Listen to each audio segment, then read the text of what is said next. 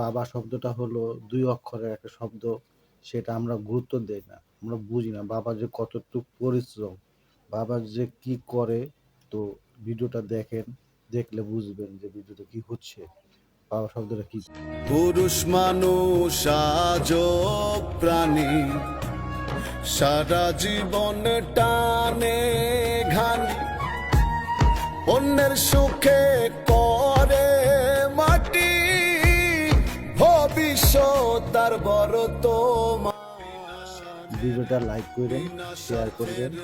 পুরুষ প্রাণী চাই না কোনো প্রতিদান, বিনা স্বার্থের পুরুষ প্রাণী চাই না কোনো প্রতিদান।